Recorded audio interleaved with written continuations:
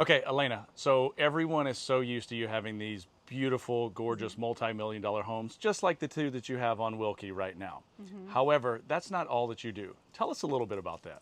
That's right. I help people of all sorts of different goals and price ranges. A little background, actually, I fell in love with real estate when I met my husband. He's been a builder for 25 years, and all we did together initially was just finding homes that were a bit dated, that had good bones, that were in excellent locations, which is exactly like this home, 2401 Homedale, which is in one of the best school districts here in Barton Hills. It's on a great big lot, but we would find these properties and we would basically completely redesign and reimagine them. And actually, it was really neat and sentimental. Every single home we've done together, we've taken pieces of areas that we've traveled to abroad and we've incorporated that in each home as like a little sentimental um, memorial of areas we've been to together. So, circling back to a home like this is a great opportunity for a builder or even an end user, which means a person that plans on staying in this home because they have the opportunity to create something. But the one thing you can't trade is location. They say location, location, location. Well, buying in an area that has comps that are significantly higher, this checks that box. In an area that has excellent schools, Barton Hills Elementary, which is just a little ways down the road, is an 8 out of 10, and there's only 300 students that are in that school, and they all live within a mile radius. It's a very niche, quaint community. Just to name a few things, Barton Springs being just down the street. But coming into a home like this, oftentimes when I walk a home with buyers, prospective buyers, um, we talk about what's possible, and sometimes that's not always evident to the eye unless you've trained yourself in that way. And luckily, being married to a builder, he's beat it into me, ingrained it into me. And so, coming into here, when you look at a home like this, it's originally built in 1963, so you'll notice that it's going to have design elements that are common of that era, the wood paneling. And don't mind the musician, I always have one there for background music. Just kidding. Bookshelving, all of these features, the separation, this is very common in an era like that, but it's such an easy fix. So coming over here, the kitchen's back here, there's a separating wall, but if you basically, tore this wall down, this could be weight bearing, this could be structural, but even so, if it is, it could be reconfigured with an I-beam, it could be structurally redesigned. But if you come into here and you open this whole kitchen space up, this effectively can become a very open concept kitchen to living area that you see very common of this era. So by taking this down, and then you'll see that there's a stairwell on this other side. I recently had a client where they were interested in a beautiful opportunity on a big lot in Circle C, and it was a dated home. It was actually a home that was partially deconstructed, and because of that, it was only possible to do a cash purchase on it. But we were one of 10 offers, and they got it. But there was a similar situation there where the stairwell was facing kind of an area that wasn't as open, and so they completely flipped the staircase. So coming back over here, that could be something that one considers. However, a caveat is depending on the area that you're in, if a buyer is interested in Vastu or Feng Shui, which are auspicious ways of looking at home orientations, for different cultures and energy flow. Like if you open the store and there is a stairwell here, that is not considered good feng shui. So if you're, let's say, not an end user, you're a builder and you're in a community where there might be a lot of folks that are focused on feng shui, you might not want to do that. But so there's different things that, like, I, as somebody who loves design and loves construction and loves walking into a space and like seeing what's possible, this is just such a cool experience and opportunity. Coming into this room over here, you'll notice there's a couple of different types of floorings, which again was very common in this era of construction. But modern day, we have found that having one contiguous flooring oftentimes creates a bigger space, a larger optical illusion, and creates more peace and calm for someone. So a lot of times when we walk through homes, and I have great designers that I work with as well, we're looking at like how does a home and how do certain finishes and colors make you feel. because you can walk into a home that can make you feel chaotic or anxious, and you might not even realize why, but it's the certain tones, or it's the lines or lack of lines in the home, as an example. So those are just a few things, but coming in to this opposing side, you'll notice this home has a lower level primary.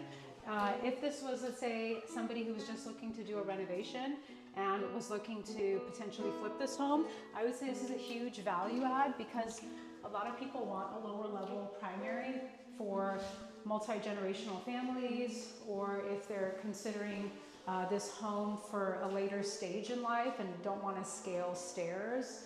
You know, having a bathroom adjacent to it is something that's really important. This specific property, if you just peek around here, is definitely a hillside property. I have to say I am a huge lover of hillside families and lots. Our last couple properties have all been hillside properties, and there is a ton you can do with that. I know a lot of people look at it and just think it's not usable.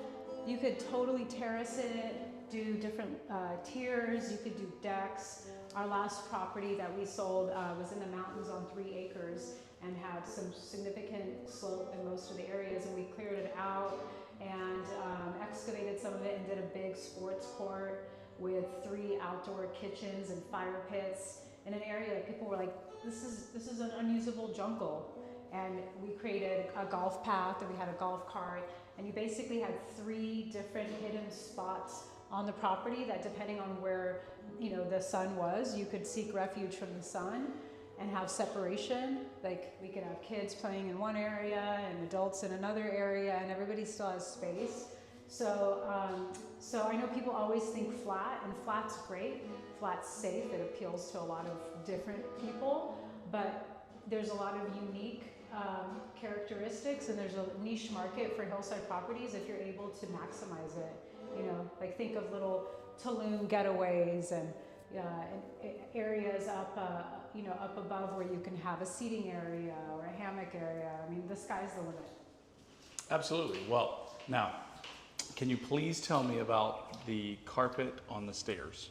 Yes. So you'll notice, in this specific property, my sellers opted for as is. This was a family home, and they did do some things like, painting the interior of the home and switching out some of the flooring. But you'll notice there's a multitude of different floorings here. And so, if the budget provides for it, when you're thinking of make ready for sale, if you're open and able to do it, it always makes sense to kind of do one type of contiguous flooring throughout the whole home.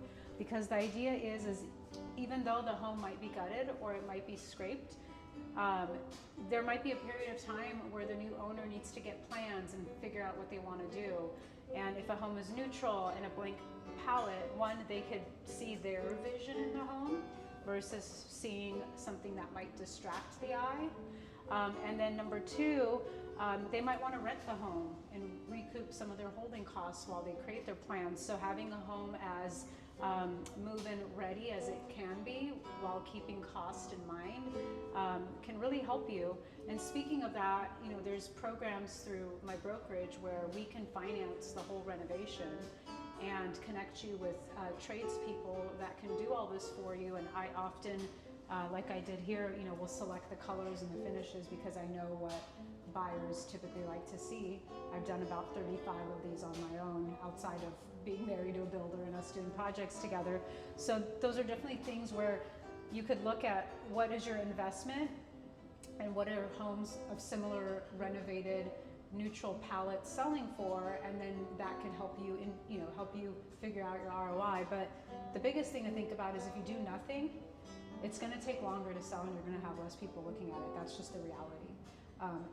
It's hard to quantify how much more will your home sell if you put in $20,000 and make it ready. But what I can guarantee you is it will sell faster.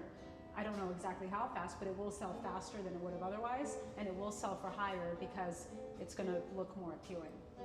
But one more thing I'll touch upon is a home like this, where my seller, didn't want to stage it. They just didn't want to go through that process, and there was a lot of sentimental value involved in the home. So what do I do as an agent to cast the widest net and make the photography and make the marketing look as beautiful as possible?